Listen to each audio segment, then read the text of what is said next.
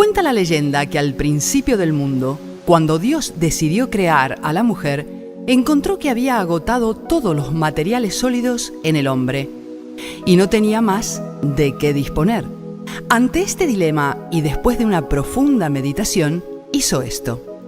Tomó la redondez de la luna, las suaves curvas de las olas, la tierna adhesión de la enredadera, el trémulo movimiento de las hojas, la esbeltez de la palmera, el tinte delicado de las flores, la amorosa mirada del ciervo, la alegría del sol y las gotas del llanto de las nubes, la inconstancia del viento y la fidelidad del perro, la timidez de la tórtola y la vanidad del pavo real, la suavidad de la pluma de un cisne y la dureza del diamante, la dulzura de la paloma y la crueldad del tigre, el ardor del fuego y la frialdad de la nieve.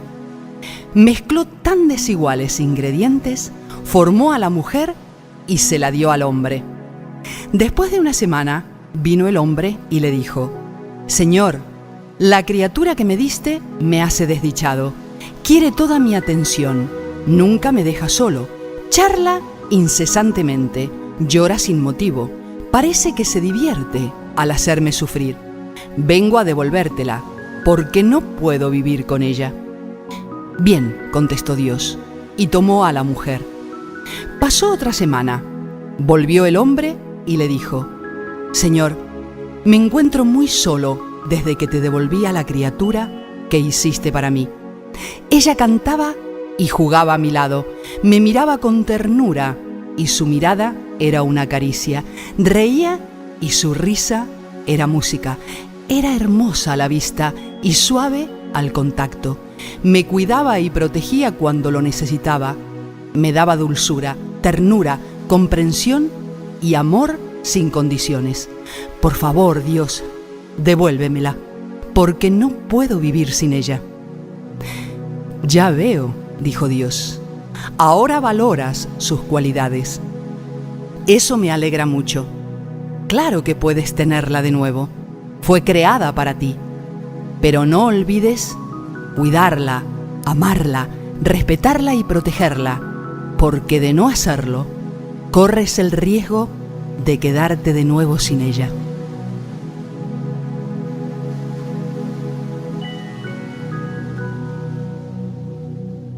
Muy buenas tardes, amigos de Literatura Visión.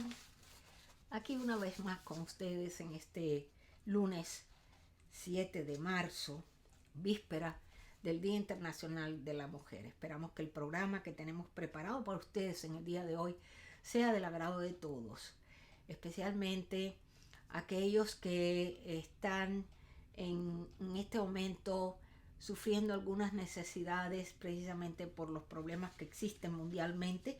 Y bueno, vamos a tocar algunos aspectos que van a ser muy interesantes, muy importantes. Como siempre, trabajamos para usted nuestra consejera María Josefa San Juan y nuestra secretaria general Aurea Sosa. Ellas, cada una desde su rinconcito, van a traer el trabajo, el programa, la presentación que han hecho para ustedes en este día. Como habrán visto, ya se inició el programa con un pequeño video que se titula El valor de la mujer. Son cuentos para reflexionar de un autor desconocido, pero está narrado en la voz de María Cristina Salas, escritora de cuentos infantiles y es una excelente narradora. Las imágenes que han visto también son de los óleos del pintor Miguel Peydró. Espero que les haya gustado y hayan aprendido un poquito de que especialmente nuestros compañeros masculinos, los hombres, que hayan visto dentro de este video un poquito para reflexionar. Bien, entonces comenzamos, no quiero demorar más y le traemos todas, pero yo voy a comenzar, un trabajo sobre lo que es la paz. La paz, del latín pax, es definida en sentido positivo como un estado a nivel social o personal en el cual se encuentran en equilibrio y estabilidad en las partes de una unidad. También se refiere a la tranquilidad mental de una persona o sociedad. Hay algo muy importante. La paz social es la tranquilidad que precede del orden y la unidad de voluntades, en donde la sociedad convive en un ambiente pacífico, en donde el diálogo es la herramienta para resolver los problemas o diferencias y cada individuo es responsable de sus propios actos y por tanto responde por ellos, en donde cada persona reconoce la importancia de estar en paz con Dios y con nosotros mismos y con el prójimo. La paz no se halla en el dinero ni en las posesiones.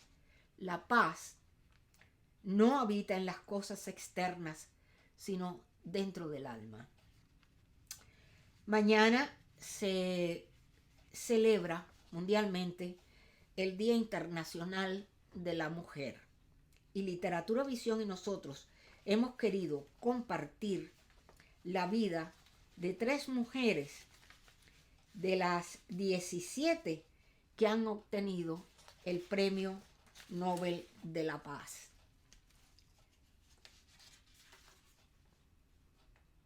A través de su trabajo y de su entrega a la humanidad y precisamente para cumplir esta historia, comienza en el año de 1901, cuando se hizo entrega de los primeros premios Nobel, según el testamento de Alfred Nobel.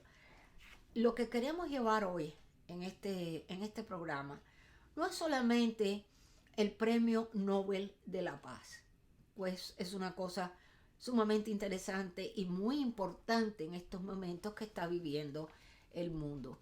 Lo que queremos traer también desde el punto de vista de cómo se creó el Premio Nobel de la Paz. Y es precisamente una mujer la que fue e hizo posible que este premio se produjese. Entonces vamos a enterarnos bien de qué es cómo sucedió y cómo se hizo la historia. Y ahí vamos en el Premio Nobel de la Paz, cuando se hizo entrega de los primeros premios en el 1901. Entonces, según el testamento de Alfred Nobel, fallecido 5 años antes, tan solo 2 años más tarde, la primera mujer pronunciaba el discurso de agradecimiento tras la recepción de este galardón.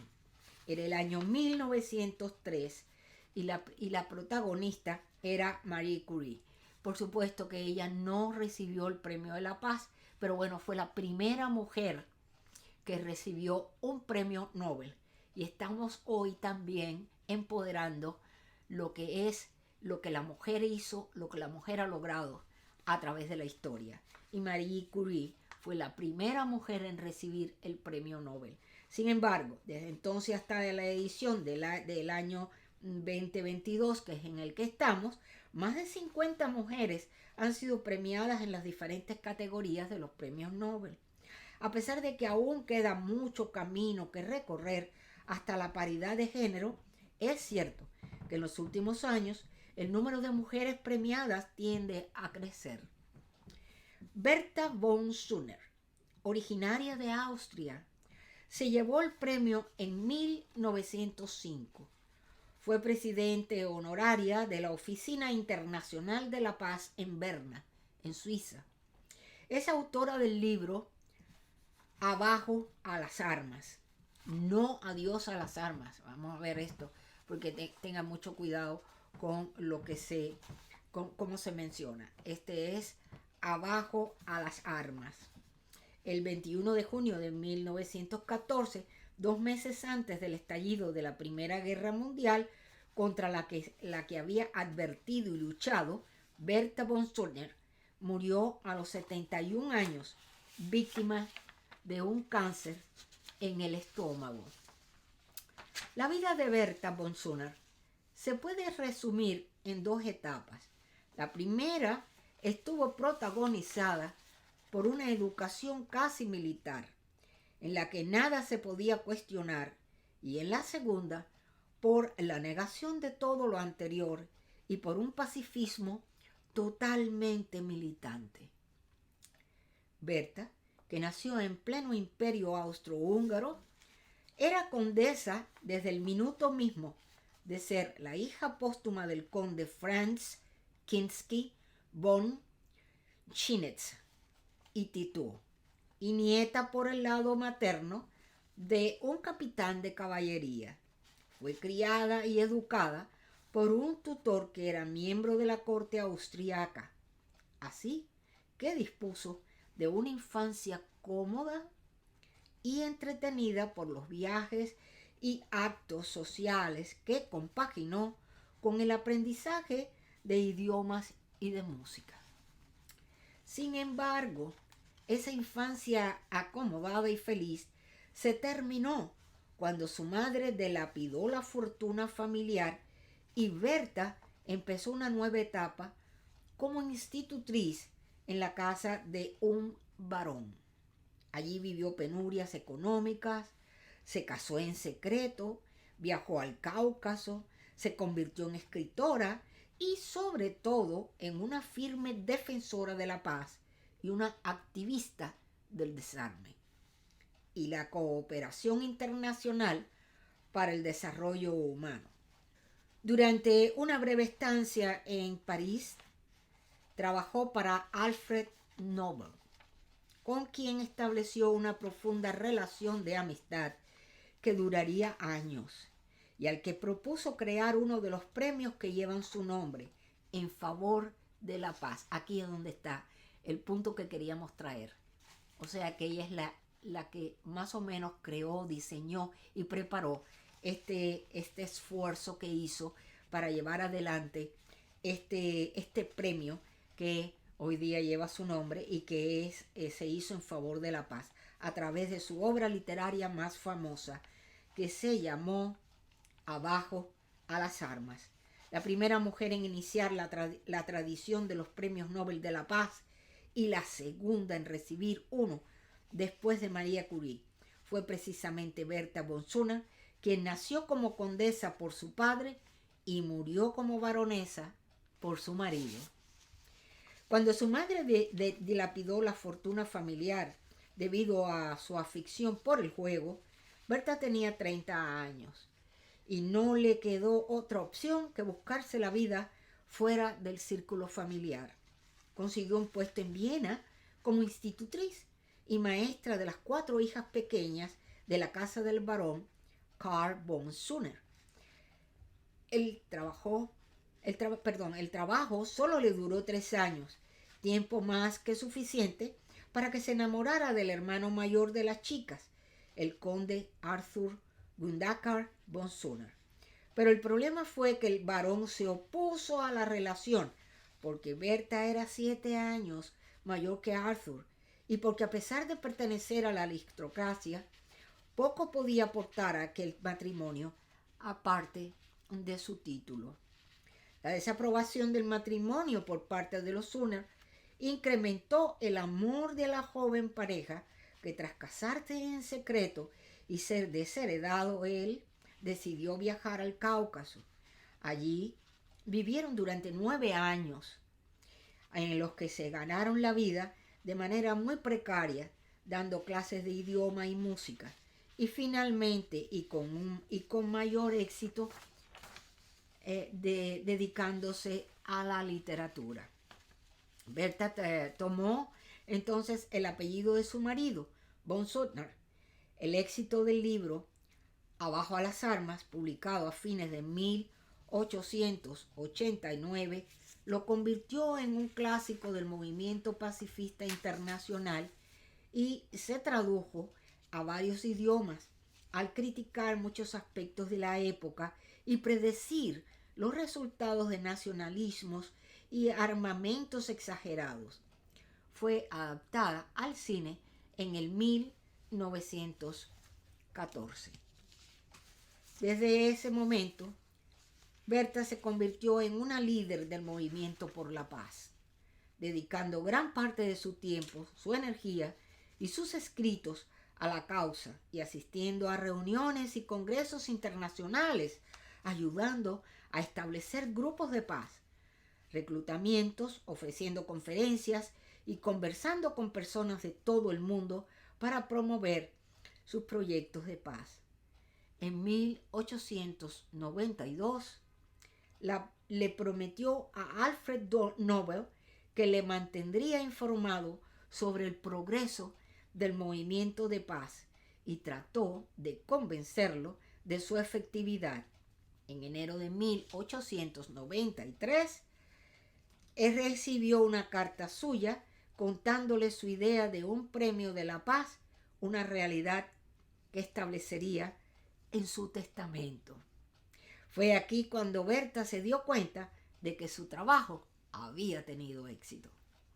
En todo este tiempo, tampoco se olvidó de su amigo Alfred Nobel, quien en su testamento destinaba una parte importante de su fortuna a crear un fondo con el que premiar a todas aquellas personas que hubieran dedicado de manera excepcional su vida a la paz, a la ciencia y a la literatura. La mujer que había inspirado e influido en aquel testamento, Berta von Suttner, fue la primera mujer en recibir el 10 de diciembre de 1905 el Premio Nobel de la Paz. Buenas tardes, queridos amigos. Es un placer en este día procesar la lectura que hoy nos corresponde. Madre Teresa de Calcuta, Premio Nobel de la Paz, 1979. El 17 de octubre de 1979, la Madre Teresa de Calcuta recibió el Premio Nobel de la Paz como reconocimiento a su ayuda humanitaria y obra en favor de los más pobres de la tierra, el carisma que marcó toda su vida. Según indica el sitio web oficial del Premio Nobel, el comité que en 1979 otorgó el galardón a la fundadora de las Misioneras de la Caridad tuvo en especial consideración el espíritu que la inspiró, sus actividades y que es una expresión tangible de su actitud personal y sus cualidades humanas.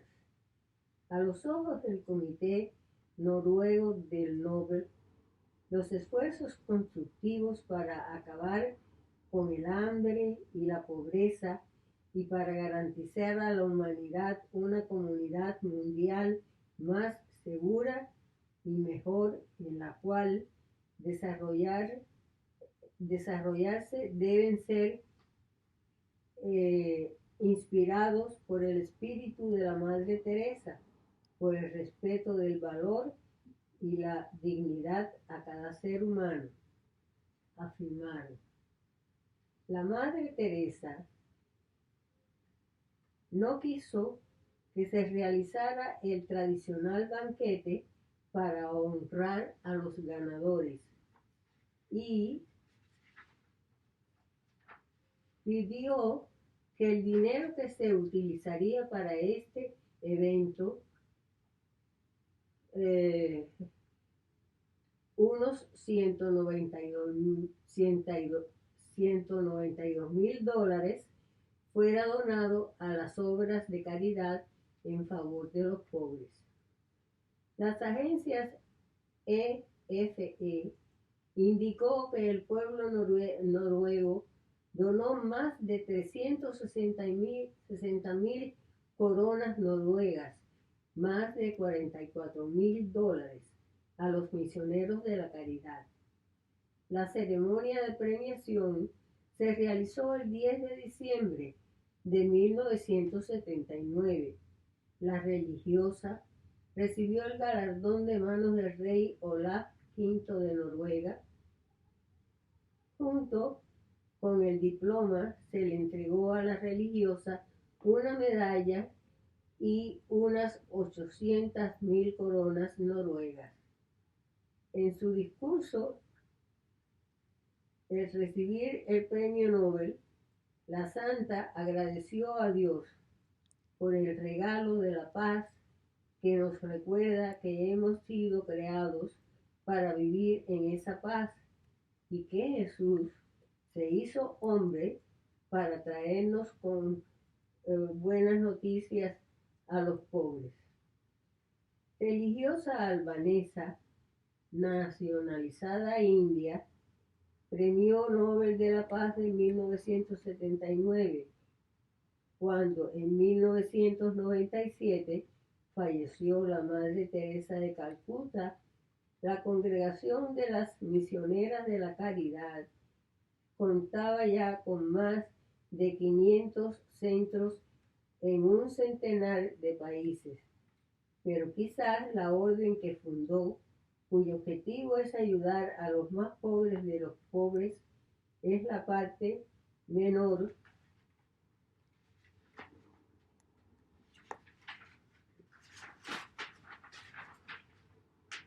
de su legado. La mayor parte fue erigirse en un ejemplo inspirador reciente, en la prueba palpable y viva de cómo la generosidad, la abnegación y la entrega a los demás también tienen sentido en tiempos modernos. Religiosa albanesa nacionalizada india, Premio Nobel de la Paz de 1979, cuando en 1997 falleció la Madre Teresa de Calcuta. La Congregación de las Misioneras de la Caridad contaba ya con más de 500 centros en un centenar de países, pero quizás la orden que fundó, cuyo objetivo es ayudar a los más pobres, es la parte menor de su legado. La mayor fue erigirse en un ejemplo inspirador reciente en la prueba palpable y viva de cómo la generosidad, la abnegación y la entrega a los demás también tienen sentido en tiempos modernos. Nacida en el seno de una familia católica albanesa, la profundidad religiosa de su madre despertó en Agnes la vocación de misionera a los 12 años. Siendo aún una niña, ingresó en la Congregación Mariana de las Hijas de María, donde nació su actividad de resistencia y ayuda a los necesitados. Conmovida por las crónicas de un misionero cristiano en Bengala, a los 18 años abandonó para siempre su ciudad natal y viajó hasta Dublín para profesar en la congregación de Nuestra Señora de Loreto. Como querría ser misionera en la India, embarcó hacia Bengala, donde cursó estudios de magisterio y eligió el nombre de Teresa para profesarse. Apenas hechos los votos, pasó a Calcuta, la ciudad con la que habría de identificar su vida y su vocación de entrega a los más necesitados. Durante casi 20 años ejerció como maestra en la Santa Mary's High School de Calcuta. Sin embargo, la profunda impresión que le causó la miseria que observaba en las calles de la ciudad la movió a solicitar a Pío XII la licencia para abandonar la orden y entregarse como ejemplo a la causa de los menesterosos. En 1947, como culminación de aquella dilatada lucha liderada por Gandhi la India alcanzó la independencia. Un año después, Teresa de Calcuta obtuvo la autorización de Roma para dedicarse al apostolado en favor de los pobres. Hasta aquí, queridos amigos, espero les haya gustado. Muy buenas tardes a todos. Ahora voy a hablarles de Emily Greenbaugh. Ella fue una líder pacifista internacional, reformadora social y profesora que dedicó su vida a trabajar contra la guerra. Encabezó el movimiento de Mujeres por la Paz, que creció a mitad del siglo XX. Cofundó la Liga Internacional de Mujeres por la Paz y la Libertad. Recibió el Premio Nobel de la Paz en 1946. Se graduó en Bryn Mawr College en 1889 y estudió sociología y economía. Pasó el año 1890 cursando un estudio independiente de sociología. Usó una beca europea para estudiar economía en París en 1890 y 1891 con Emily Levasseur y para escribir Asistencia Pública a los Pobres en Francia en 1893. Completó sus estudios formales con cursos independientes en Harvard y la Universidad de Chicago. Además, pasó un año completo trabajando en el área de economía en Berlín, 1895 y 1896. Durante 20 años fue profesora en la Universidad de Wellesley. Emily Green buscó inspirar a sus alumnas para que reflexionaran y lucharan por la mejor de sus condiciones. Durante esta época fue miembro de la Junta Municipal sobre Niños y sobre Planificación Urbanística y 2 comisiones estatales, una sobre educación industrial y la otra sobre inmigración. Participó en los movimientos por el sufragio femenino, justicia racial, control del trabajo infantil, mejora de las laborales. Contribuyó al conocimiento con su investigación. Nuestros compatriotas esclavos, 1910, un estudio sobre la concentración de esclavos americanos y sobre áreas de Austria y Hungría y de dónde emigraron.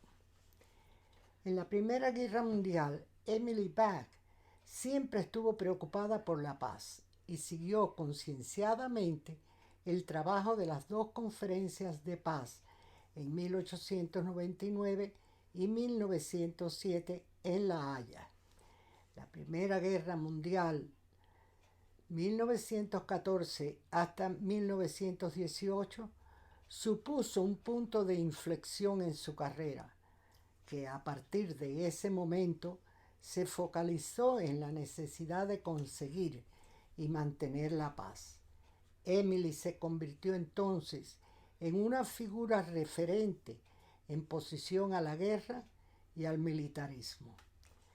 Tras su participación en el Congreso Internacional de las Mujeres en La Haya, en 1915, fundó una organización llamada Liga Internacional de Mujeres por la Paz y Libertad.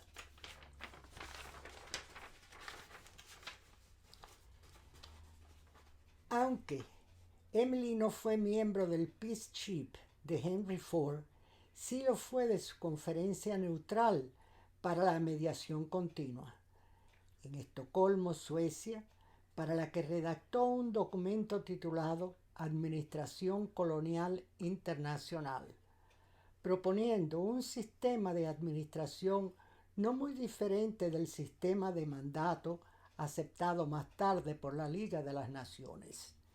Aceptó un puesto en la redacción del periódico La Nación, asistió a la segunda edición del Congreso Internacional de Mujeres en Zúrich en 1919 y aceptó su invitación para convertirse en secretaria de la Liga de Mujeres por la Paz y la Libertad, con sede en Ginebra.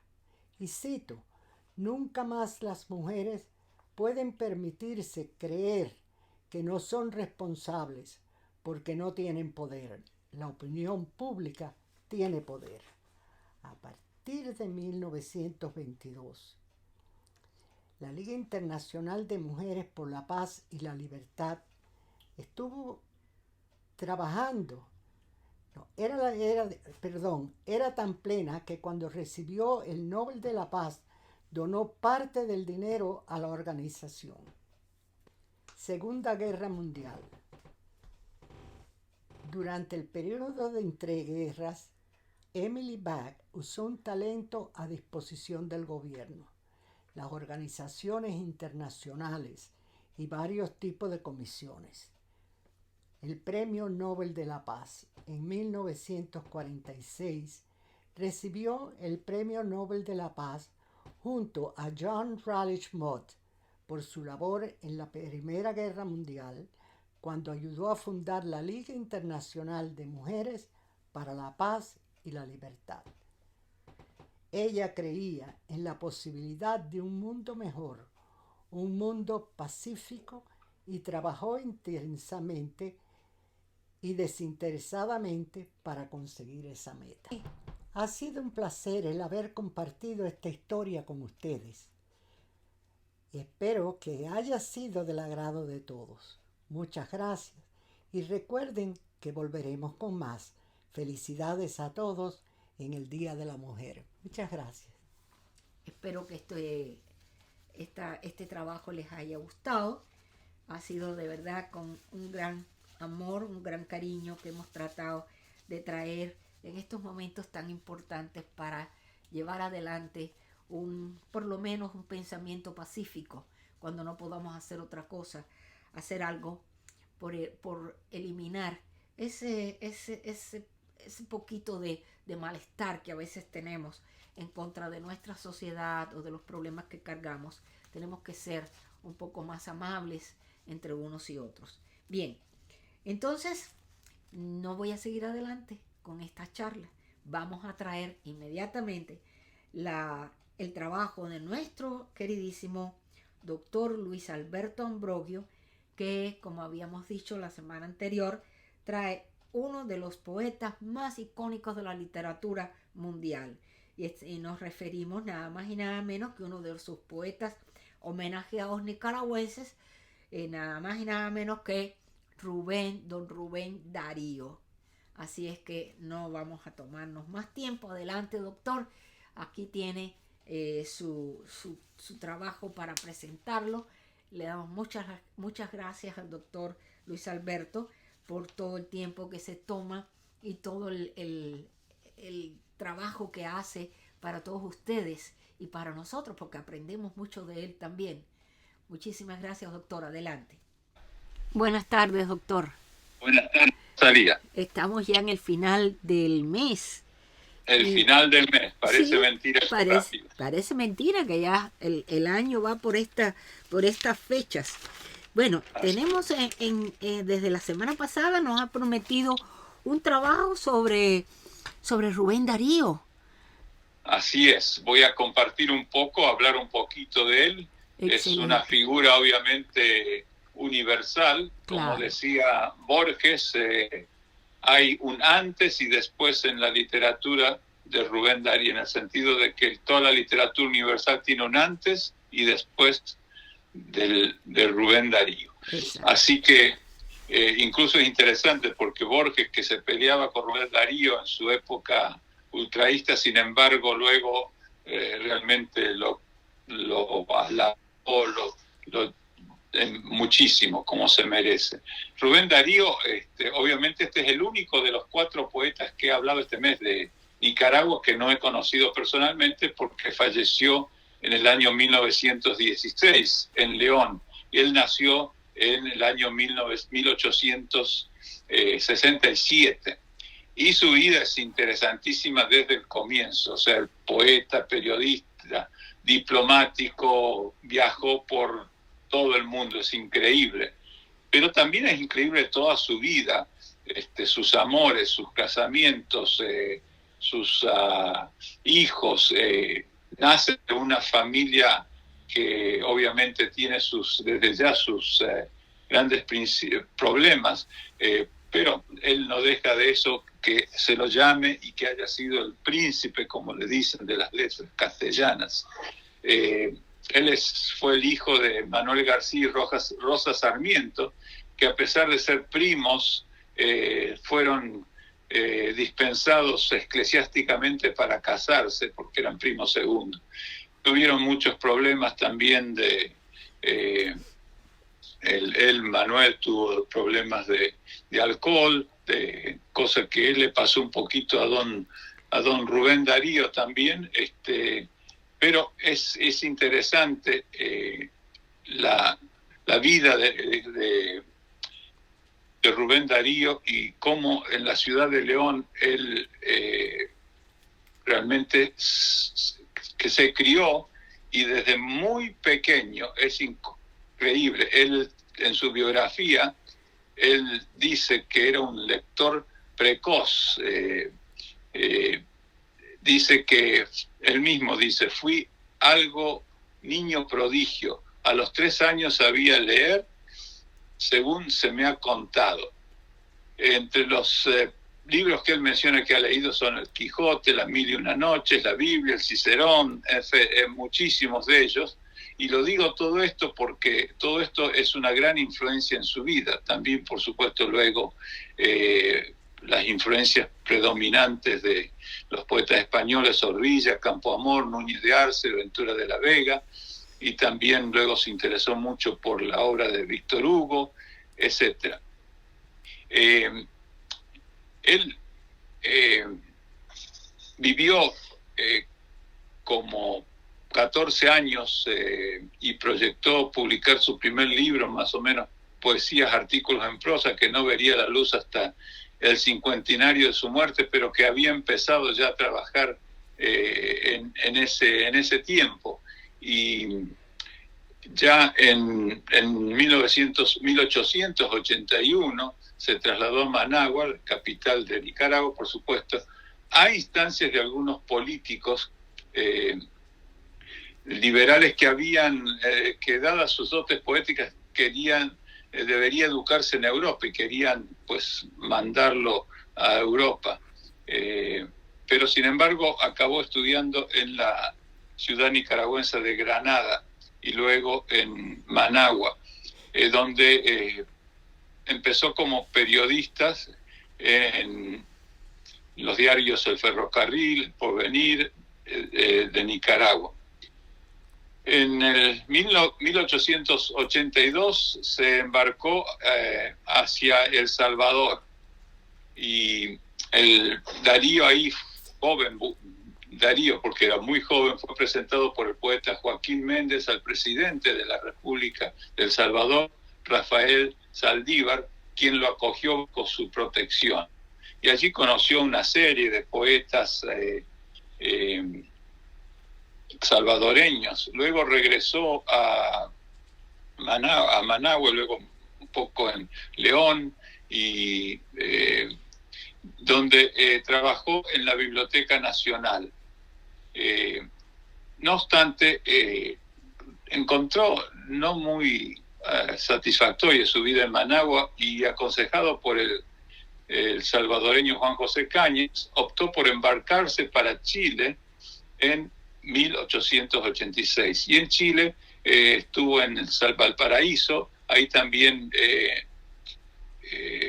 tuvo amistades con muchos poetas chilenos, vivió en parte en situaciones muy precarias y, por supuesto, la aristocracia chilena un poco lo humillaba y despreciaba su posición.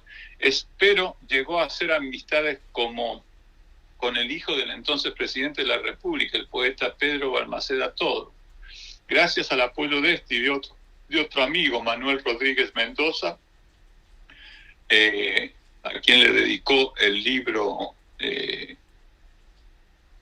un libro especial que se llama Abrojos, logró publicarlo allí en marzo de 1887. Bueno, colaboró en una serie de diarios, por ejemplo El Heraldo, La Época, diarios brasileños, y luego pues conoció, y los libros de él fueron bien recibidos, porque, por ejemplo, apareció en Valparaíso el libro Azul, y libro clave de la recién iniciada revolución literaria modernista, y lo acogió muy bien el influyente novelista y crítico literario español Juan Badera, y quien publicó en el año el Imparcial en octubre de 1888 2 cartas dirigidas a Darío en las cuales le reprochaba sus excesivas influencias francesas. Pero bueno, luego tuvo un periplo centroamericano, fue también corresponsal del Diario de la Nación de Buenos Aires, estuvo en Lima, en Buenos Aires estuvo muy familiarizado con un presidente, Bartolomé Mitre, que era el director del diario La Nación. También dirigió otros diarios, y luego se fue, dejó a su familia en Costa Rica, marchó a Guatemala, luego a Nicaragua, siempre dando muchas vueltas. En el año 1893, Rubén Darío permaneció en Managua, donde renovó sus reencuentro y amorío con Rosario Murillo, cuya familia le obligó a contraer matrimonio. Es una persona importante en la vida de... luego, pues, como dije anteriormente, se fue nuevamente a Buenos Aires, y en Buenos Aires publicó una serie de libros. Allí estuvo de periodista con La Nación, pero publicó 2 libros cruciales en sus obras: Los Raros, la colección de artículos sobre escritores que por alguna razón u otra le interesaban, y sobre todo publicó Prosas profanas y otros poemas, el que supuso la consagración definitiva del modernismo literario en español, que es interesante. Luego llegó a España en el año 1998, en Barcelona, y también decidió a principios en el año 1900 fijar su residencia en la capital de Francia, alcanzando una cierta estabilidad no exenta de infortunios.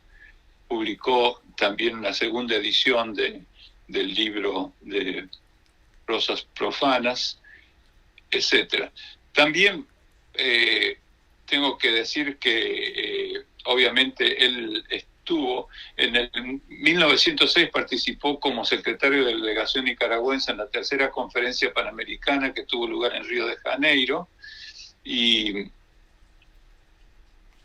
allí pues se encontró y tuvo con representantes de Roosevelt, y de allí salió su oda a Roosevelt, donde obviamente es bastante crítico de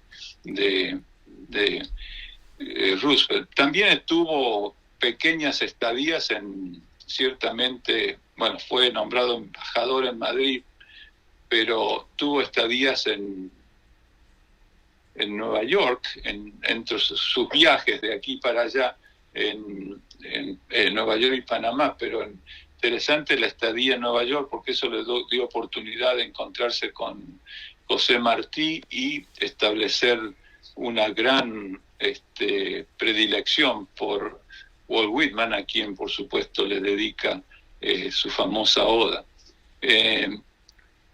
También en su estadía en Argentina y luego su actividad en el diario La Nación, fue también como Colombia lo nombró un poco como cónsul honorario, digamos. Bueno, llegó luego a León en 1916 y murió menos de un mes después allí mismo. Y es interesante en León, pues su tumba en la catedral, donde en una de las fotos allí que me acompañan a esta presentación, me van a ver con un premio Pulitzer americano y con una serie de personajes, dándole yo un pequeño tour en la tumba de Rubén Darío. La influencia decisiva de Paul Verlaine en Rubén Darío pues se cementó mucho durante su estadía en París, y también fue determinante la influencia no solamente de él, sino de otros de la poesía francesa, los románticos, Victor Hugo, más adelante también la influencia de los parnasianos como Théophile Gautier, Leconte de Linca, Méndez y José María de Heredia. Y como dije anteriormente, su admiración por los simbolistas y entre ellos por encima de todos los otros por Verlaine. Bueno, hay muchísimo que decir sobre los recursos formales, la métrica de la poesía de Darío, el léxico especial que tiene, renovación del lenguaje poético, los símbolos que usa, por ejemplo el cisne o la importancia del color azul, los temas del erotismo, el exotismo, en fin, el ocultismo, porque a pesar de su apego a lo sensorial, la poesía de Darío es atravesada por una poderosa corriente de reflexión existencial sobre el sentido de la vida, como lo es en su conocido poema Lo Fatal. Yo tengo numerosos artículos de Rubén Darío que se pueden ver, por supuesto, en Google, que voy a citar los títulos nomás, porque no hay tiempo para nada más. Los ensayos de Rubén Darío, los títulos son El antes y el después, Borges y Rubén Darío. 2, el Rubén Darío y Walt Whitman, ecumenismo americano. 2 poetas, 2 continentes, 3 poemas y un camino, Rubén Darío y Antonio Machado. Convergencias y divergencias entre Rubén Darío y Pablo Antonio Cuadra. Y Rubén Darío y César Vallejo, unidos en el poema El Retablo. Bueno, yo creo que son muchos los poemas representativos de la poesía de Rubén Darío, por ejemplo, hablando de Whitman, su oda a Whitman es conocida y demás, pero ya he hablado de eso en varias otras oportunidades. Es importantísimo, por supuesto, no dejar de lado la influencia de Rubén Darío, por ejemplo, su relación con la generación del 98 de España, bueno, como dije antes, con Machado, con Unamuno, Baroja, el mismo poeta mexicano Octavio Paz, obviamente, premio Nobel de literatura, subrayó el carácter fundacional y rupturista de la estética modernista escrita por Darío, en la misma tradición de la modernidad, del romanticismo y surrealismo. Su legado es impresionantísimo, es un poeta universal, pero ahora voy a finalizar este segmento con 2 poemas, uno del cual voy a leer algunas estrofas solamente porque es muy largo, y el otro lo leeré en su totalidad. Primero, el poema que voy a leer se titula Sonatina. Sonatina forma parte de Prosas Profanas y otros poemas del año 1896.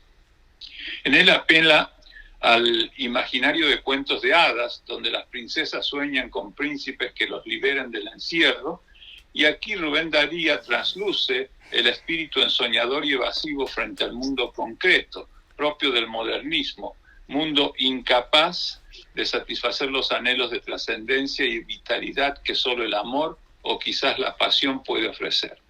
Y dice así el poema: la princesa está triste, ¿qué tendrá la princesa? Los suspiros se escapan de su boca de fresa, que ha perdido la risa, que ha perdido el color. La princesa está pálida en su silla de oro, está mudo el teclado de su clave de oro, y en su vaso olvidado se desmaya una flor. El jardín puebla el triunfo de los pavos reales. Palanchila dueña dice cosas banales, y vestido de rojo pirutea el bufón. La princesa no ríe, la princesa no siente, la princesa persigue por el río de Oriente la libélula vaga de una vaga ilusión. Ay, pobre la princesa de la boca de rosa, quiere ser golondrina, quiere ser mariposa, tener alas ligeras bajo el cielo volar, ir al sol por la escala luminosa de un rayo, saludar a los lirios con versos de mayo o perderse en el viento sobre el trueno del mar. Pobrecita princesa de los ojos azules, está presa en sus oros, está presa en sus tules, en la jaula de mármol del palacio real, el palacio soberbio que vigilan los guardas, que custodian 100 negros con sus 100 alabardas, un lebrel que no duerme y un dragón colosal. ¿Quién fuera insípida que dejó la crisálida? La princesa está triste, la princesa está pálida. ¿Quién volará a la tierra donde un príncipe existe? La princesa está pálida, la princesa está triste, más brillante que el alba, más hermoso que abril. Calla, calla, princesa, dice el hada madrina, en caballo con alas hacia acá se encamina, en el cinto la espada y en la mano el azor, el feliz caballero que te adora sin verte y que llega de lejos, vencedor de la muerte, a encenderte los labios con su beso de amor. Bueno, yo creo que con este poema voy a cerrar este segmento de Rubén Darío, que realmente es impresionante. Pero hay otro poema que se titula Yo persigo una forma, que se trata de un poema escrito bajo la forma de soneto en verso de arte mayor. Y el poeta en este nos sumerge en el proceso creativo como asunto del poema y nos abre una ventana a la intimidad del creador. Por eso se los voy a leer, los voy a compartir y con eso cerramos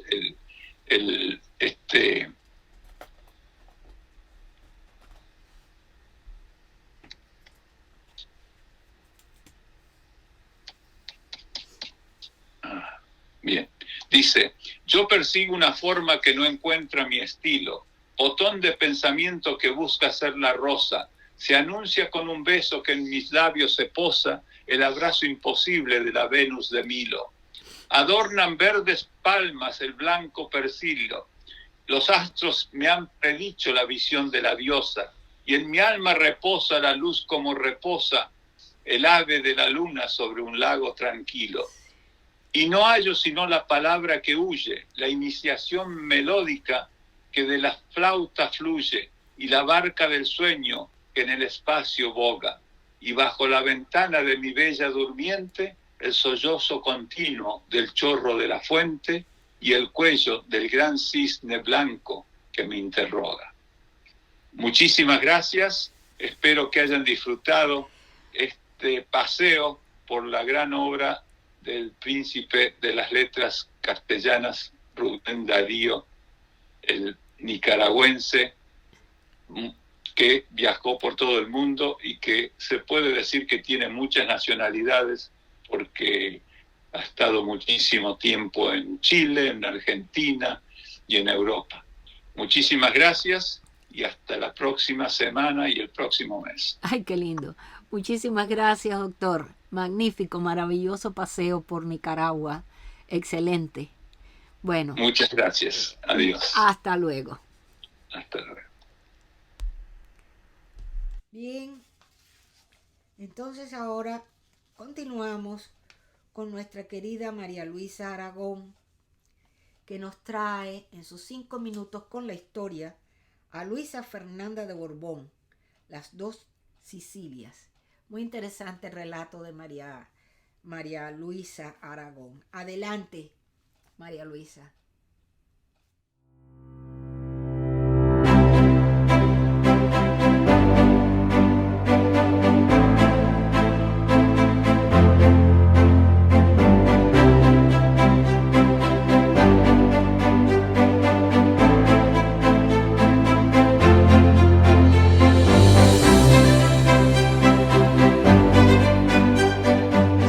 Marisa Aragón para Literatura Visión. El relato de hoy es Luisa Fernanda de Borbón y Borbón, dos Sicilias, infanta de España. Era hija, hermana y madre de reinas, pero que jamás pudo reinar. María Luisa Fernanda de Borbón nació en el Palacio Real de Madrid el 30 de enero de 1832. Fue infanta de España desde su nacimiento y duquesa de Montpensier por matrimonio. Era segunda hija de Fernando VII, era la hermana pequeña de Isabel II. Contrajo matrimonio en Madrid el 10 de octubre de 1846 con Antonio de Orleans, el 10º hijo de Luis Felipe de Orleans, rey de Francia. La reina Isabel II concedió a su cuñado el título de infante de España y los duques se trasladaron primero a París y más tarde en Sevilla. A la infanta María Luisa le tocó vivir de cerca y a lo largo de toda su vida con la lucha sucesoria por la corona española. Las relaciones entre los duques y la reina Isabel fueron a menudo difíciles. Era sabido por todos que Antonio de Orleans deseaba el trono español para él y su mujer. Como tenía el capricho de ser rey de España, se dedicaba a conspirar en sus ratos libres y en los demás también contra su cuñada, la reina Isabel II. Isabel, harta de su cuñado, decidió quitárselo de encima, enviándolo para Sevilla, donde se instalaron en el Palacio de San Telmo. Los duques, ansiosos por hacerse con el trono, eso sí, consiguieron casar a su hija María de las Mercedes con el hijo de Isabel II, Alfonso XII, con lo cual ellos no llegaron a reinar, pero su hija sí. El feliz matrimonio de su hija fue breve a causa de la prematura muerte de la reina María de las Mercedes, que falleció víctima del tifus apenas 5 meses después de su boda, contando apenas 18 años de edad. Los últimos años de la infanta Luisa Fernanda hubo de sufrir la pérdida de 7 de sus 9 hijos y el fallecimiento de su ambicioso marido. Siendo viuda y con el tiempo la infanta donaría a Sevilla los jardines de su palacio de San Telmo, ofreciendo a la ciudad su parque más romántico, dando lugar en honor a ella, y se sigue conociendo como el Parque de María Luisa. La infanta falleció el día 1 de febrero de 1897, a los 65 años de edad. Sus restos acompañarían a los de su esposo y varios de sus hijos en el Panteón de Infantes del Monasterio de San Lorenzo del Escorial, legando en su testamento el Palacio de San Telmo a la Archidiócesis de Sevilla y siendo reformados los jardines que había cedido la infanta a Sevilla, para que los conserve como recuerdo mío, tal como dejó en su testamento. Para su inauguración, ya que en 1914 como el Parque de María Luisa, para su uso y disfrute a partir de entonces de todos los sevillanos. Deseo que hayan disfrutado de este relato. Muchas gracias. Hoy traemos también un trabajo muy interesante, precisamente dedicado al día de mañana, que es el Día Internacional de la Mujer, y es otra María la que viene a traernos un trabajo excepcional. María del Carmen Aranda, vicepresidente del capítulo Reino de España, presenta Día de la Mujer, enviado desde España, desde el capítulo Reino de España, y desde Madrid, María del Carmen Aranda. Adelante, María. Bienvenida. Hola, queridos amigos. Mi nombre es María del Carmen Aranda. Soy la vicepresidente de la Academia Norteamericana de Literatura Moderna Internacional dentro del capítulo Reino de España, Desde Madrid, España, les envío a todos un abrazo muy fuerte y decirles que me siento especialmente emocionada, muy feliz, muy honrada de esta invitación por parte de nuestra querida presidenta y fundadora, doña Rosalía de la Soledad, para participar en un día tan especial como es el Día Internacional de la Mujer.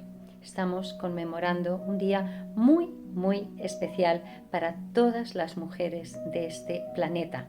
Trabajadoras, amas de casa, escritoras, pintoras, filósofas, astrónomas, todas las mujeres unidas. Muchas veces me he preguntado, ¿qué pensaría si hubiese sido un hombre? ¿Qué hubiese pasado? Pues creo que mis sentimientos hubiesen sido exactamente los mismos. Hombres y mujeres merecemos el mismo respeto, consideración. Hombres y mujeres tenemos la misma sangre roja, tenemos el mismo alma. Las mujeres hemos estado durante muchos años olvidadas, censuradas. Hemos escrito con los nombres y apellidos de nuestras parejas, de nuestros esposos, padres, hermanos, y hemos sentido hasta vergüenza propia de poder demostrar nuestra valía. Afortunadamente la vida va cambiando, pero aún nos queda mucho por recorrer. Hay muchos techos de cristal que en muchas ocasiones nosotras mismas nos ponemos. Todo se va trabajando. Gracias también al apoyo de muchos hombres.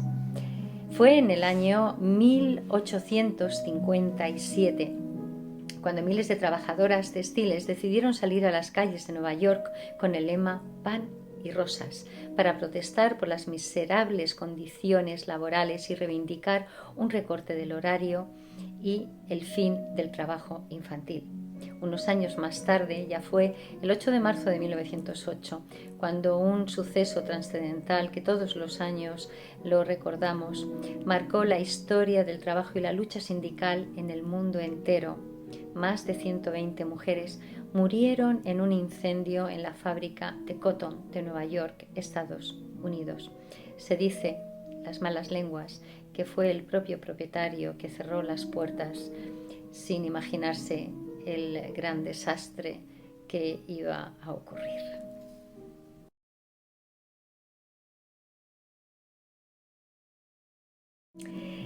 El 8 de marzo marca en el mundo una reflexión de las mujeres acerca de su situación como objetos de discriminación social. La plenaria de la convención se realizó en 1910 en Copenhague, Dinamarca, y se aprobó la proposición que hizo Clara Zetkin. Fue declarar el Día Internacional de la Mujer. Clara Zetkin, muy pocos lo saben, fue la promotora de esta gran iniciativa revolucionaria. Clara Zetkin, que vivió desde 1857 hasta 1933, dedicó toda su vida a la organización de las mujeres trabajadoras.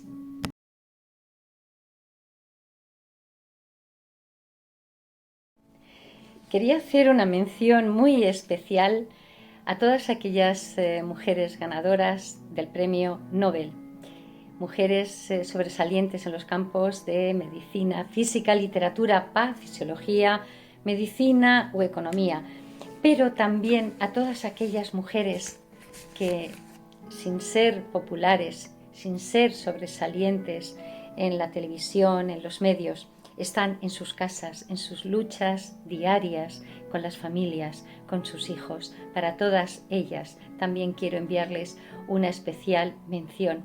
Y para todas aquellas mujeres, las que no tienen voz, las que están impedidas, y a través de ellas ponemos los escritores, escritoras, poetisas, poetas, ponemos nuestra voz en sus gargantas, para todas aquellas.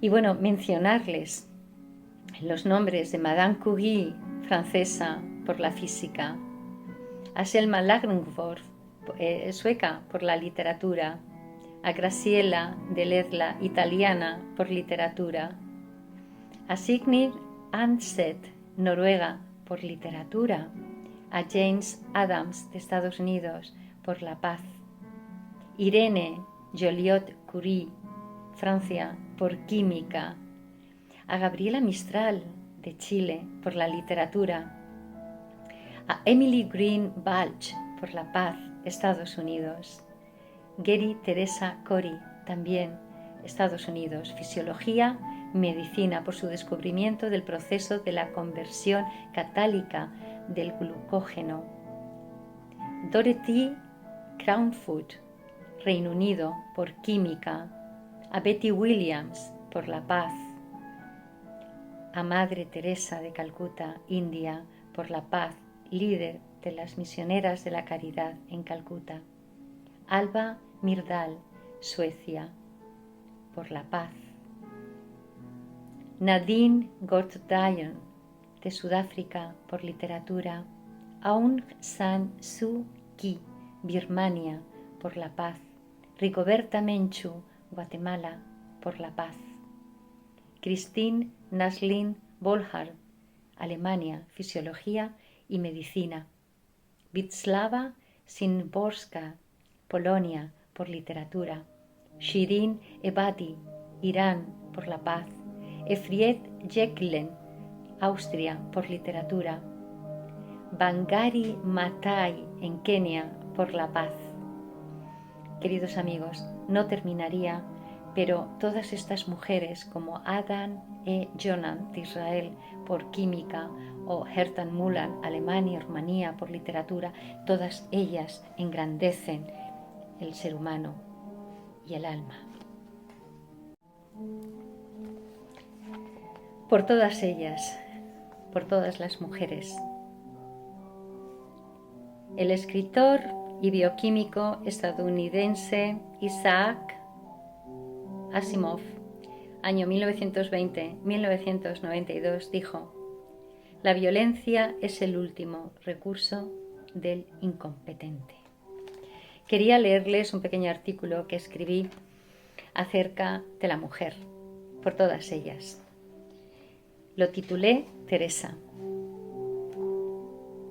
Teresa tenía unos 30 años. Decían los vecinos que hasta hacía poco tiempo Teresa era guapa, muy guapa. Su pelo de color castaño destellaba vida. Lo solía llevar recogido con unas pequeñas pinzas de colores, adornando su cabeza. Sus labios sonrosados dejaban entrever unos dientes blancos que acompañaban a una cálida y tímida sonrisa. Sus ojos pardos eran grandes y su mirada sincera. Sin embargo, los malos tratos de aquel hombre hicieron de aquella mujer un alma sin vida. Dejó de recogerse el pelo, de sonreír, perdió la vitalidad de su mirada, su ingenio y gracia. Dejó de escribir, de pintar, de leer, de pensar, de descubrir, de analizar, dejando entrever en su lento caminar el rastro de la desesperanza y el desaliento. Teresa, en su soledad, desistió, dejó de luchar por ella y súbitamente a su cerebro llegó la oscuridad cegada por un miedo aterrador. Miedo a hablar, miedo a pensar, miedo a decir, miedo a hacer, miedo. Pobre Teresa. En silencio lloraba en cada rincón de su casa, desconsolada, hasta quedarse sin lágrimas, intentando comprender qué era lo que estaba haciendo mal, por qué no era comprendida. Mujeres como ella, sencillas, tenaces, valientes y sin arrogancias, sufridoras, curtidas por la desgracia y forjadas por el dolor, engrandece a la raza humana, haciendo a sus verdugos monstruos miserables. La sumisión y el silencio la mataron. ¿Por qué no denunciaste, Teresa? ¿Por qué dejaste que se ahogaran esos lamentos en tu garganta? Queridos amigos, desearles una muy feliz semana. Viva el Día Internacional de la Mujer. Gracias a tantos y tantos hombres que apoyan la cultura, que apoyan a la mujer, que apoyan sus decisiones. A Literatura Visión por su invitación, a nuestra querida fundadora y presidenta doña Rosalía de la Soledad y a todo el equipo que hacen este programa de Literatura Visión tan hermoso, tan importante, difusión cultural que ayuda a soñar y a entender muchas cosas en el mundo. Para todos ustedes desde Madrid, España, Mari Carmen Aranda, un abrazo enorme y sean felices allá donde estén.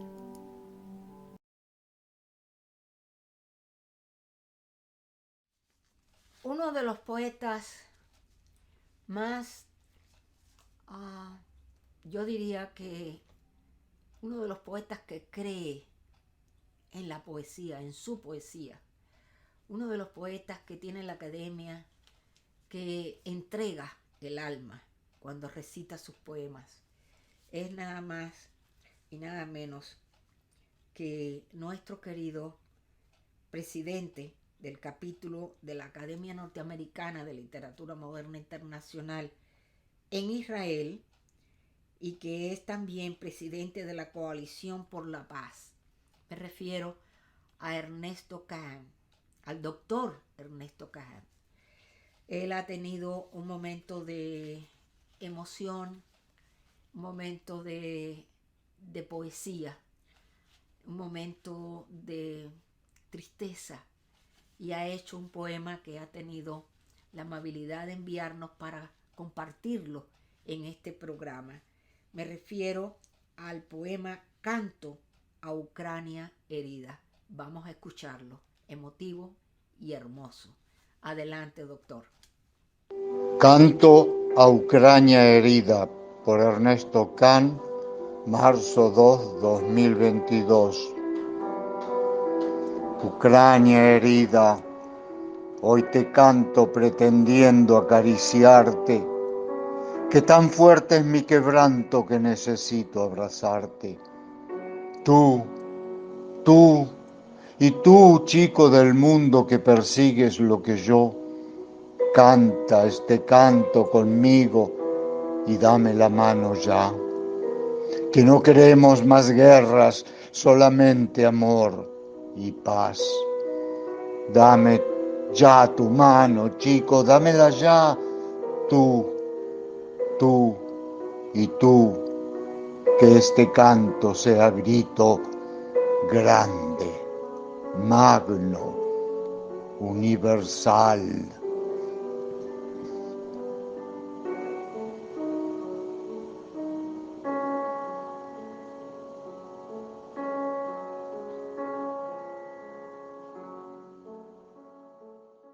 Les ha gustado, ¿verdad? Muy emotivo. Muchísimas gracias.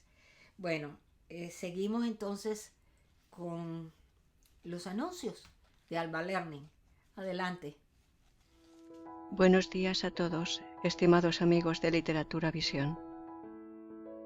Quiero aprovechar la oportunidad que me brindan para invitarles a visitar nuestra biblioteca, en la que encontrarán libros y audiolibros de las más variadas temáticas y autores de todas las épocas y nacionalidades.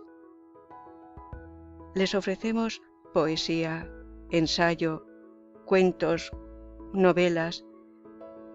Todo lo que pensamos puede gustar a nuestros lectores y atraerlos para hacerles amar la lectura. Ese es nuestro único objetivo, el promover el amor por los libros y el respeto por los autores, muchos de los cuales casi han pasado al olvido, y son precisamente esos los que nosotros queremos rescatar para que los miles de lectores que nos visitan a diario puedan disfrutar de la belleza de sus obras.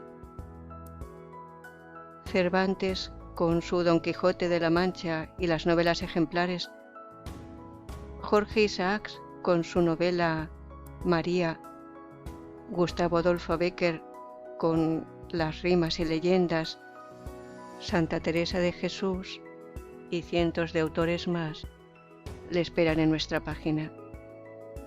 Muchas gracias. Saludos y mis respetos desde España. Bien, ahora vamos a presentar los estelares de Literatura Visión. Desde la semana pasada comenzamos con la República de Argentina, que nos habían enviado los videos que no se pudieron poner todos, por supuesto, porque eran un poquito, tenían un poquito más del tiempo que con el que contábamos. Y bueno, vamos a poner hoy dos segmentos de ese video, y uno de ellos se trata de la doctora o la profesora Marcelina Pérez, y la otra es de la profesora también, y también es, Marcelina Pérez es la directora de la delegación de Tucumán en la República de Argentina, de la delegación de la Academia Norteamericana de Literatura Moderna Internacional en la República Argentina. Y la otra, que es Alejandra Bursac, es embajadora cultural, miembro de honor de nuestra academia, precisamente también en Tucumán, y de la Academia Norteamericana de Literatura Moderna Internacional de la República Argentina. Estos dos segmentos que han hecho que ellas se pusieran de acuerdo para tratar cada una en un aspecto, como sucedió la semana anterior, sobre el autor Ricardo Rojas. Vamos a escucharlas, que traen algo muy interesante porque cada una tiene un punto de vista de la vida de este autor. Adelante, estelares. Y con este segmento termina el programa del día de hoy, y queremos darle las gracias infinitas por haber compartido con nosotros este episodio, y además para felicitarlas a todas las mujeres de nuestra Academia Norteamericana de Literatura Moderna Internacional que han seguido el curso de nuestro trabajo todo este tiempo, que han sido escritoras, que siguen siendo poetas, escritoras que dan al mundo, como ahora dentro de la academia, dan su tiempo sin esperar nada a cambio, solamente para expresar los sentimientos que ellas llevan como escritoras, autoras, poetisas, narradoras, novelistas, todas ellas de la academia. Nuestras felicitaciones, y todas las que no son de la academia, pero que nos siguen de cerca, las que nos escuchan, las que nos ven y las que son de toda forma mujer al fin. A todas ustedes, muchísimas felicidades en el día de mañana. Muchas gracias por estar con nosotros, y bueno, hasta aquí un programa más de Literatura Visión. Hasta la próxima semana, donde estaremos nuevamente con ustedes con otro programa un poquito mejor que el de hoy. Los esperamos. Hasta pronto. Vamos por más.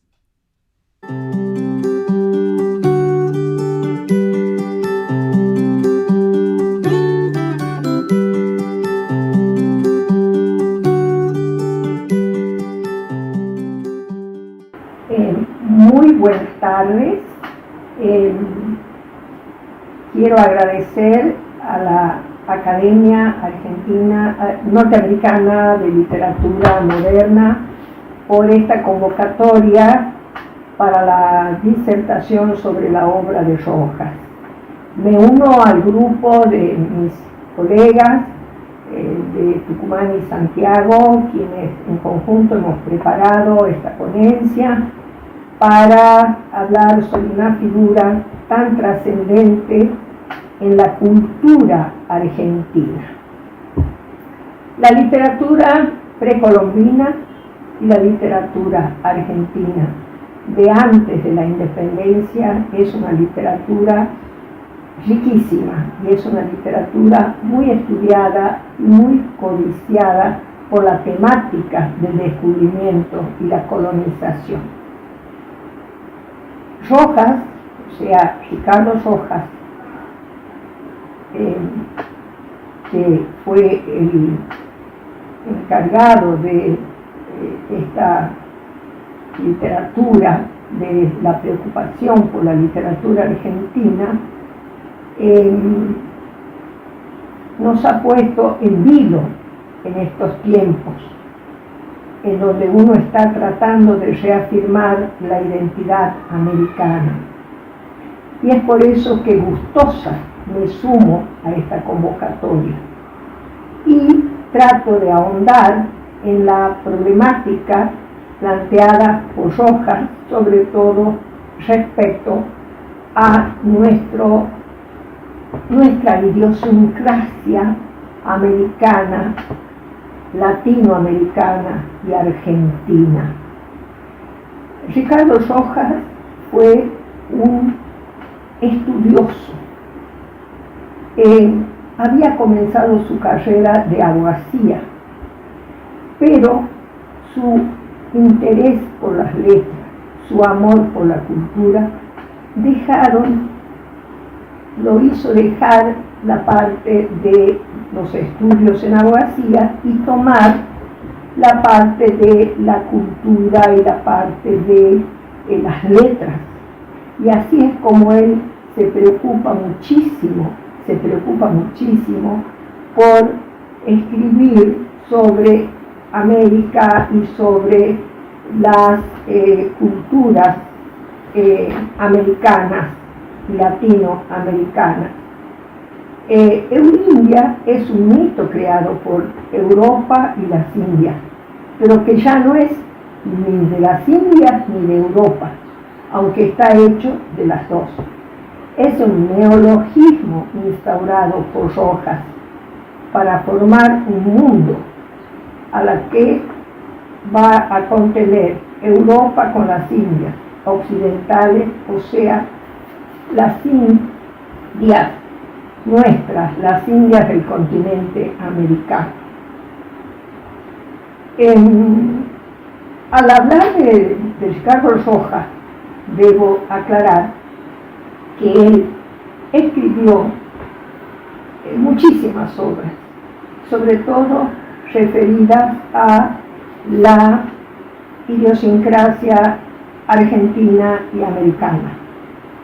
Pero su preocupación fue particularmente la historia de la literatura argentina, que va a ser un historiador y creador de la Cátedra de Literatura Argentina en la Facultad de Filosofía y Letras de la Universidad de Buenos Aires, con la intención de explorar cierta condición argentina y de la región. Se dedicó a rescatar el legado incaico americano. Él va a tener esa preocupación y ese apasionado interés por los artes, que va a escribir en el 1992 su monumental historia de la literatura argentina, que termina de editar recién en 1949, en varios tomos.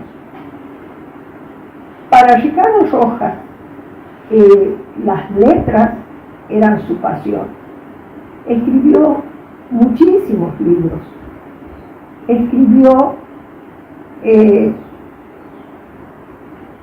El mundo de la selva, escribió Ollanta, que fue representada aquí en Tucumán, en el teatro, por dos protagonistas muy importantes, Selvan Aljemboren y Orlando Galante, una obra de una princesa inca. Él se preocupa mucho por la cultura americana, pero también fue un estudioso de la literatura precolombina. Él tuvo como antecedente para poder armar la historia de la literatura argentina como Argentina después de la Declaración de la Independencia en 1816, va a tener que ahondar en los escritos anteriores, va a tener que ahondar en la Argentina manuscrita de Guzmán, por ejemplo, va a tener que ahondar en el diario de viaje de Cristóbal Colón, va a tener que ahondar en los comentarios reales del Inca Garcilaso. Y todos esos antecedentes dentro del quehacer literario americano y de la época de la conquista y de la colonización van a servirle a Rojas para armar el todo sobre la historia de la literatura argentina. ¿Por qué? Porque todo eso le va abriendo camino y haciéndolo que él investigue y ahonde sus cuestiones hacia esta monumental obra que es nada más y nada menos que la historia de nuestra literatura. La literatura hispanoamericana en sí es riquísima, es frondosa, es inagotable, sobre todo la zona de los mexicanos, en Colombia, en Perú, es monumental. Pero dentro de la literatura argentina, desde todos los tiempos, desde la época del virreinato, es una obra colosal y es una obra de grandes representantes y grandes escritores. También se da una cuestión filosófica y de conocimiento. La preocupación en época del virreinato era mandar a estudiar a los hijos de los inmigrantes, a los hijos de los colonos, a Europa. Y de allá venían con sus grandes saberes y su conocimiento del idioma y del latín. Y se planteaban interrogantes. Así, por ejemplo, no solamente lo vamos a tener a Rojas, sino vamos a tener grandes escritores nuestros y tucumanos, como Juan Bautista Alberdi, apoyando, digamos, a la idea de Rojas, de Ricardo Rojas, apoyando en este sentido de que él tuvo la oportunidad de leer a estos grandes de nuestra historia y de nuestra literatura. Y Alberdi fue nada menos y nada más que el que redactó las bases para la Constitución Nacional. O sea, que Ricardo Rojas fue un genio, pero más allá de un genio, yo creo que tuvo ámbito, terreno y motivo para plantearse un gran problema. Dejar escrito lo que significa nuestra literatura y dejar por escrito lo que significa ese ser argentino y ser americano, y cómo es una literatura muy particular, digna de estudiarla e inagotable. Y en estos tiempos quiero decirles, queridos amigos y colegas, que la producción literaria argentina es vasta. Muchas gracias y un aplauso muy grande para nuestro querido historiador Ricardo Rojas, nuestro padre de la historia de la literatura argentina.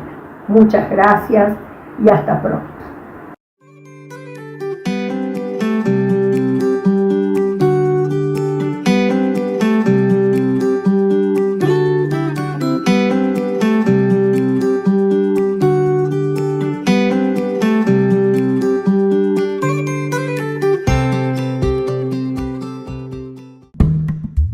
Trascendencia. Ricardo Rojas. Ricardo Rojas nació en el año 1882 y falleció en 1957. Sobre la isla que la infamia enloda, yo enciendo el nuevo fuego de la raza, para las gentes de la patria toda. yo, el último indio. En mí, el ayer se enlaza al futuro de América. Fragmento de El Albatros, escrito durante su confinamiento en Ushuaia en 1934.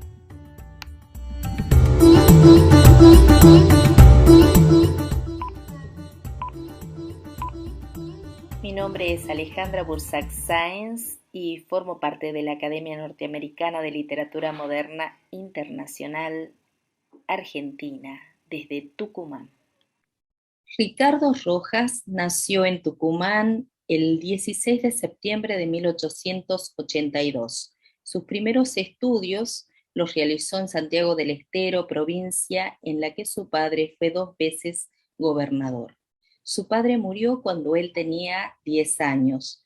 Después su familia se trasladó a Buenos Aires, donde se radicaron. Él estudió abogacía, carrera que abandonaría para dedicarse a las letras. Si bien no egresó formalmente de ninguna facultad, la mayoría de las universidades de América le otorgaron el reconocimiento de doctor honoris causa. En la Universidad de Buenos Aires, UBA, creó la primera cátedra de literatura argentina y luego ocupó el cargo de rector en esa misma institución durante el gobierno de Hipólito Yrigoyen. Su política estuvo basada en la extensión universitaria y en su convicción de que es posible llevar a la masa social los conocimientos susceptibles de divulgación y contribuir a la formación de la conciencia e identidad nacional. ¿Quién fue Ricardo Rojas? Un hombre de múltiples facetas y de incontables experiencias en el campo educativo, político y cultural. Mencionaré que fue embajador argentino en Perú, ganó distinciones como el Premio Nacional de Ensayo en 1923 por la literatura argentina, un ensayo filosófico sobre la evolución de la cultura en el Plata. Estuvo perseguido políticamente y detenido en Tierra del Fuego tras el golpe de Estado del general Uriburu. Sus escritos se nutrieron en el diálogo de lo europeo con lo americano y en particular con la América indígena. Fue su creación el neologismo Eurindia en 1924, que desarrolló en su obra del mismo nombre, en la que propone la existencia de influencias indígenas y europeas sobre la identidad argentina y el ser nacional. Ricardo Rojas y su trayectoria. Por su dedicación a la cultura estimuló la renovación nacional, reivindicó la inserción de la cultura en todas las provincias del país como requisito indispensable de identidad nacional. El nombre de Ricardo Rojas sigue fuerte y vigente a lo largo y ancho de la Argentina, ya que se ha bautizado en su honor innumerables calles, centros culturales, bibliotecas y museos. El museo más importante es la misma casa en la que Ricardo Rojas y su esposa Julieta Quinteros vivieron durante 29 años, ubicada en Charcas 2837 en la ciudad de Buenos Aires. Se convirtió en museo en 1958, tras su muerte el 29 de julio de 1957 en Buenos Aires. Su mujer transfirió la propiedad al Estado, cumpliendo con el deseo del autor de convertirla en museo y biblioteca. Actualmente, esta casa museo posee una hemeroteca y una enorme biblioteca con más de 25.000 libros y publicaciones que pertenecieron a la colección privada del escritor. Muchos de ellos están autografiados por sus autores. También cuenta con una colección de obras de la Escuela de Pintura Cusqueña, objetos personales de Ricardo Rojas y un bellísimo jardín inspirado en el estilo colonial, andino y otros elementos que derivan de las culturas musulmanas, romanas y mediterráneas. En una nota al diario La Nación en el año 1953, el mismo Ricardo Rojas decía: en esta casa están los libros que me sirvieron para escribir la historia de la literatura argentina. Está la correspondencia copiosa intercambiada durante medio siglo con muchas conciencias sabias. Está mi archivo. Digo, hoy que todo esto ya no me pertenece, pertenece a la patria, para que encuentren aquí los elementos que les permitan saber cómo palpitaba el corazón del país. Fin de la cita. El nombre de Ricardo Rojas resuena, se publica y promociona acompañado de innumerables propuestas culturales e invitaciones a nutrir el espíritu, desarrollando destrezas en las artes, el teatro, la música y la lectura.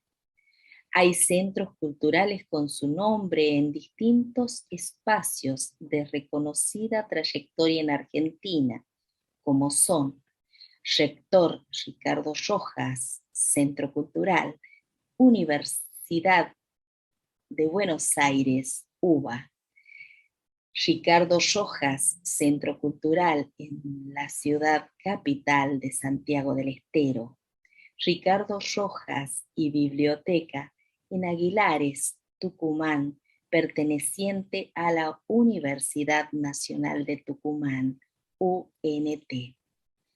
No menos importantes son las bibliotecas en Santiago del Estero, Aguilares, Tucumán y la Biblioteca Ricardo Rojas, Escuela número 30, del Distrito Este, número 9, Granaderos de San Martín, en Buenos Aires.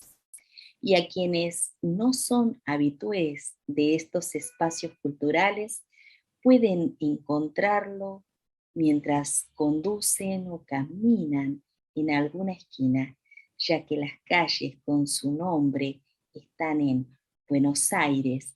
Dentro de Buenos Aires podemos destacar en Quilmes, Bursaco, San Fernando, Monte Grande, Tejedor, Vicente López, Tigre, entre otros. También se encuentran en Santa Fe, en Córdoba. Lleva su nombre una avenida, la avenida Ricardo Rojas, en la capital de Córdoba. También está en el Valle de Punilla, en San Javier, entre otras ciudades cordobesas. También se encuentra en Catamarca, Santiago del Estero, Termas del Río Hondo, en Tucumán, en distintas provincias, entre las que destacaremos las del sur, como Juan Bautista Alberdi, en Chiquiligasta, en Famayllá, en la capital tucumana. También está en Salta, en Jujuy y en Neuquén. En 1982, a 100 años de su fallecimiento, un decreto presidencial instituyó que el 29 de julio se celebre el Día de la Cultura Nacional en conmemoración de la muerte de Ricardo Rojas, ocurrida en 1957. En el documento expresamente se expone lo siguiente: Ricardo Rojas representa muy singularmente, en su polifacética y honda personalidad intelectual, diversas manifestaciones culturales y encarna una preocupación argentina de preservar y difundir las características de la cultura nacional. El primer Congreso Nacional de Directores de Cultura de la Argentina, realizado en Buenos Aires en septiembre de 1957, eligió su figura de hombre del interior, defensor de la esencia nacional y promotor de las letras, las artes y las ciencias, evocando su memoria como orientadora de sus deliberaciones. Fin de la cita. Como vemos, Ricardo Rojas, el autor del Santo de la Espada, de la historia de la literatura argentina, de Ollantay, sigue presente en la comunidad argentina, en calles, bibliotecas, museos. Pero el legado de su obra, su mirada sobre la identidad argentina, parece haber quedado en el camino. Espero que a través de este rescate a su figura, a su ser y a su hacer, como escritor, filósofo, hombre de la cultura y de la política argentina, renazca de su significativo aporte a las generaciones venideras. El ser nacional argentino que integra los dos mundos, el indígena y el europeo, como es también en toda América, y que esa fusión en armonía nos lleve a hacer aquello que Ricardo Rojas soñó y por lo que trabajó cada día en su fructífera vida. Quiero agradecer a la Academia Norteamericana de Literatura Moderna Internacional, a Rosalía de la Soledad, a todo el equipo de este programa tan maravilloso que la Academia viene desarrollando desde hace tanto tiempo y con tanta excelencia, por la posibilidad de sacar a flote esta maravillosa trayectoria de Ricardo Rojas y poner su nombre en valor nuevamente. Muchísimas gracias.